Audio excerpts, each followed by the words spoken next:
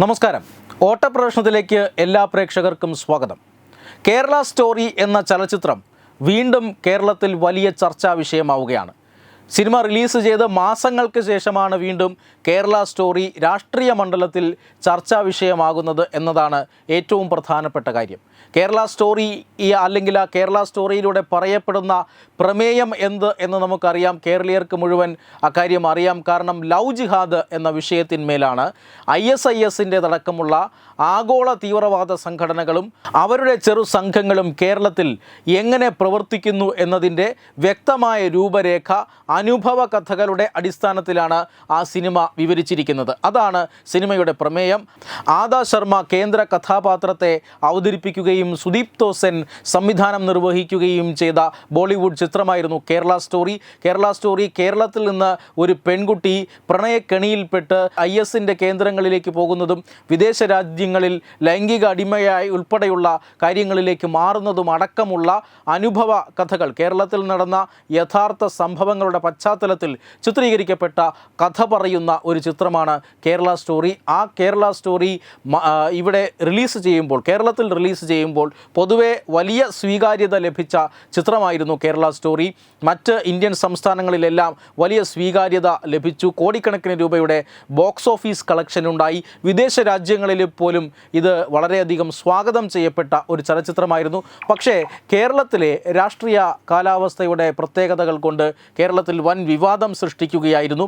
പക്ഷേ കേരളത്തിൽ നിന്നും തിയേറ്ററുകൾ അനുവദിക്കപ്പെടാതിരിക്കാനും കേരള സ്റ്റോറിയെ പലതരത്തിൽ നിരോധിക്കാനും ഒക്കെയുള്ള ശ്രമങ്ങൾ നടത്തിയിരുന്നു. ഇവിടുത്തെ ഭരണ പ്രതിപക്ഷ കക്ഷികൾ നടത്തിയിരുന്നതാണ്.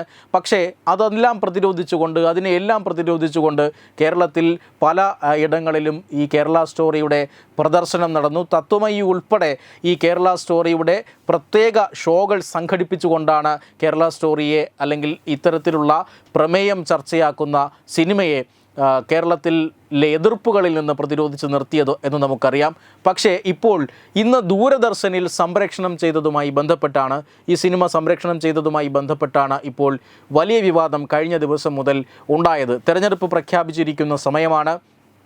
ആ സമയത്ത് ഇത്തരത്തിൽ ഒരു ചിത്രം ദൂരദർശനിൽ സംപ്രേഷണം ചെയ്യാൻ പാടില്ല എന്നതാണ് ഇവിടുത്തെ ഭരണപക്ഷത്തിൻ്റെയും പ്രതിപക്ഷത്തിൻ്റെയും നിലപാട്. എന്തുകൊണ്ടാണ് കേരള സ്റ്റോറി എന്ന ചലച്ചിത്രം ദൂരദർശനിൽ സംപ്രേഷണം ചെയ്തുകൂടാ എന്നതിന് അവർക്ക് വ്യക്തമായ ഉത്തരമില്ല.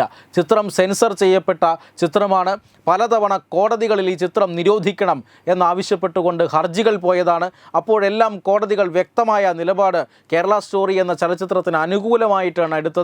കേരളത്തിൽ നടന്ന സംഭവങ്ങളുടെ പശ്ചാത്തലത്തിൽ ചർച്ച ചെയ്യുന്ന ഒരു ചലച്ചിത്രം കൂടിയാണ്. ആ സിനിമയ്ക്കെതിരെയാണ് ഇപ്പോൾ കേരളത്തിൽ വലിയ എതിർപ്പ് ദൂരദർശൻ സംപ്രേഷണം ചെയ്യുന്ന, റിലീസ് ചെയ്ത് മാസങ്ങൾക്ക് ശേഷം ദൂരദർശൻ സംപ്രേഷണം ചെയ്യുമ്പോൾ ഉയരുന്നത്. ഈ എതിർപ്പ് കാണിക്കുന്നത് ഒന്നു മാത്രമാണ്. സിനിമ ചർച്ച ചെയ്യുന്ന പ്രമേയം ആഗോള തീവ്രവാദ സംഘടനയായ ISIS കേരളത്തിൽ എങ്ങനെ പ്രവർത്തിക്കുന്നുവെന്നും ഒരു കൂട്ടം യുവാക്കളുടെ ജീവിതത്തെ അതെങ്ങനെ ദോഷകരമായി ബാധിക്കുന്നു എന്നുമാണ് ഈ സിനിമ ചർച്ച ചെയ്യുന്നത്. മാത്രമല്ല, തീവ്രവാദത്തെക്കുറിച്ച് സംസാരിക്കുമ്പോൾ അത്തരത്തിൽ തീവ്രവാദ റിക്രൂട്ട്മെൻറ്റ്, ISIS കേന്ദ്രങ്ങളുടെ വലയിൽപ്പെട്ടുപോയ നിരവധി പെൺകുട്ടികളുടെ അനുഭവ കഥകൾ നമ്മൾ മാധ്യമങ്ങളിലൂടെയൊക്കെ വായിച്ചതാണ്.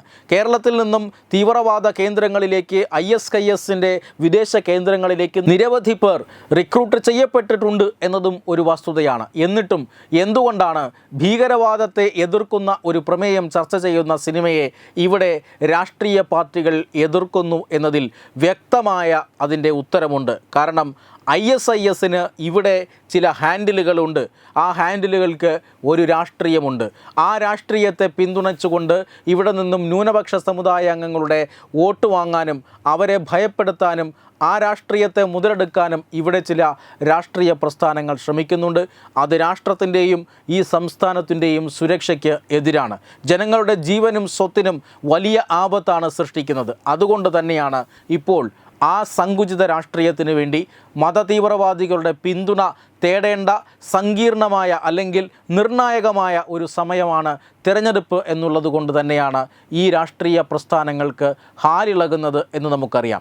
മീശ നോവൽ വിവാദത്തിലും അതുപോലെ തന്നെ പിന്നീട് ഉണ്ടായ പല വിവാദങ്ങളിലും ഹിന്ദു മതത്തെ അധിക്ഷേപിച്ചുകൊണ്ട് പുറത്തിറങ്ങുന്ന സിനിമയടക്കമുള്ള കലാസൃഷ്ടികൾക്ക് കൊടുത്തിരുന്ന പിന്തുണ, കേരളത്തിലെ ഈ പറയുന്ന രാഷ്ട്രീയ പാർട്ടികളും ചില കേന്ദ്രങ്ങളും കൊടുത്തിരുന്ന പിന്തുണ ആവിഷ്കാര സ്വാതന്ത്ര്യമാണ് എന്നുള്ളതായിരുന്നു. മീശ നോവലിനെതിരെയും അതുപോലെ തന്നെ ഈ സരസ്വതി ദേവിയെ നഗ്നയായി ചിത്രീകരിച്ച ഒരു ചിത്രകാരന് കേരളത്തിലെ ഒരു പ്രധാനപ്പെട്ട അവാർഡ് നൽകുന്നതുമായി ബന്ധപ്പെട്ടും ഒക്കെയുണ്ടായ വിവാദങ്ങളെ സർക്കാരും അതുപോലെ തന്നെ ഇവിടുത്തെ രാഷ്ട്രീയ പുരോഗമനവാദികൾ എന്ന് സ്വയം വിശേഷിപ്പിക്കുന്ന രാഷ്ട്രീയ പാർട്ടികളും എതിർത്തത് ആവിഷ്കാര സ്വാതന്ത്ര്യമാണ് എന്ന് പറഞ്ഞുകൊണ്ടാണ്.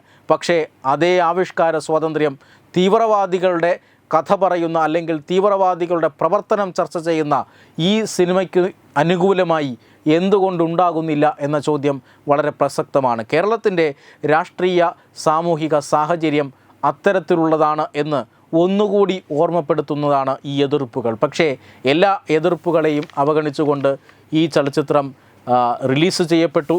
OTT പ്ലാറ്റ്ഫോമുകളിലുണ്ടായി. ഇനി ടെലിവിഷൻ ചാനലുകളിലേക്കും അത് വരികയാണ്. വെബ് ഡെസ്ക് തത്വമൈ ന്യൂസ്.